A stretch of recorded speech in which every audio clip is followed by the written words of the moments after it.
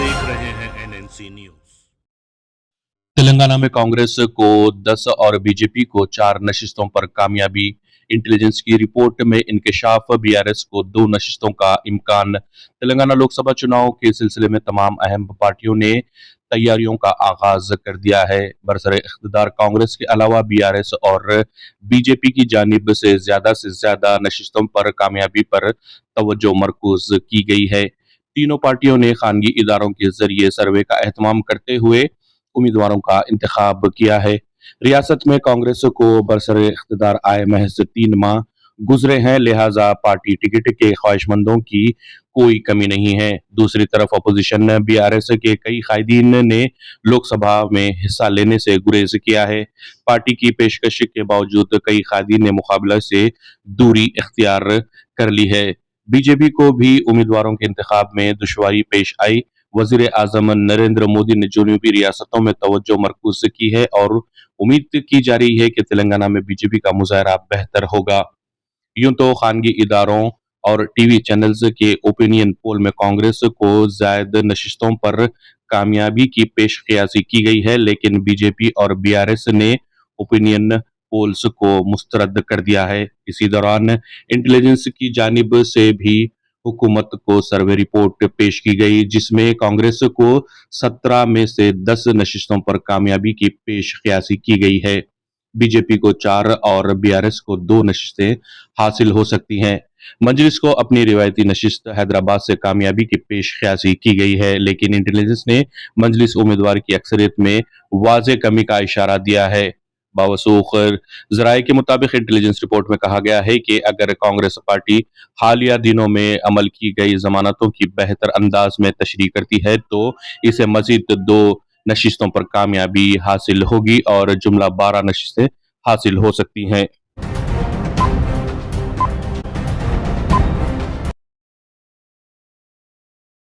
मुल्क में इमरजेंसी जैसी सूरत हाल, आम आदमी पार्टी दिल्ली के वजीर आला अरविंद केजरीवाल की गिरफ्तारी के बाद जुमे को आम आदमी पार्टी के कारकुनों ने यहां मुजाहरा किया और कुछ लीडरों और कारकुनों को पुलिस ने हिरासत में भी ले लिया है। कारकुनों ने सुबह से ही पार्टी हेडक्वार्टर पहुंचने की कोशिश की, जिन्हें पुलिस ने मुख्तलिफ मुकामात पर रोक दिया। इसी दौरान कारकुनों ने केजरीवाल की गिरफ्तारी के खिलाफ एहतजाज करते हुए बीजेपी और मोदी हुकूमत के खिलाफ नारे बुलंद किए।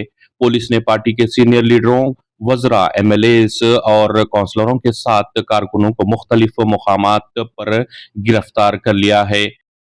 आम आदमी पार्टी के कौमी तंजीम के जनरल सेक्रेटरी और राज्यसभा के रुकन डॉक्टर संदीप पाठक ने कहा कि आज मुल्क में इमरजेंसी जैसी सूरत हाल पैदा हो गई है।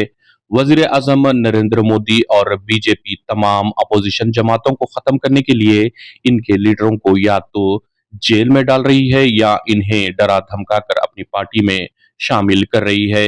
अपोजिशन जमातों के जो भी लीडर बीजेपी में शामिल हो रहे हैं, इनको तो क्लीन चिट मिल जाती है, लेकिन जो भी लीडर बीजेपी की आमरीत की मुखालिफत करते हैं, इनको नाइंसाफी मुजालिम का निशाना बनाया जा रहा है और इन्हें गिरफ्तार भी किया जाता है। डॉक्टर पाठक ने कहा कि आम आदमी पार्टी ने केजरीवाल की गिरफ्तारी के खिलाफ पुरअमन एहतजाज किया है।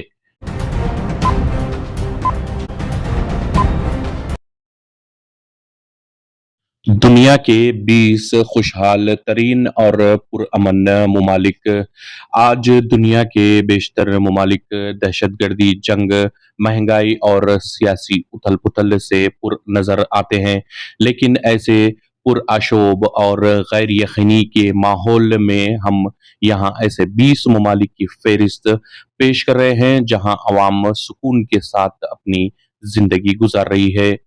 1 Finland, 2 Denmark, 3 Iceland, 4 Sweden, 5 Israel, 6 Netherlands, 7 Norway, 8 Luxembourg, 9 Switzerland, 10 Australia, 11 New Zealand, 12 Costa Rica, 13 Kuwait, 14 Australia, 15 Canada, 16 Belgium, 17 Ireland, 18 चेक रिपब्लिक, 19 लिथुआनिया, 20 यूके। ताहम अगर इजराइल और डेनमार्क की बात की जाए तो वहां मुकम्मल सुकून की गारंटी नहीं दी जा सकती।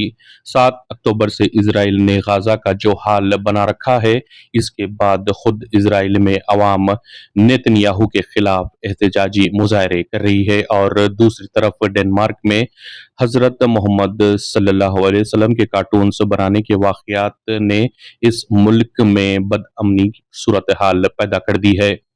बहरहाल पुरसुकून और खुशहाल अवाम अगर किसी मुल्क में हिस्सा हैं तो ये ना सिर्फ इस मुल्क की अवाम बल्कि खुद इस मुल्क के लिए भी खुशबख्ती की अलामत होगी।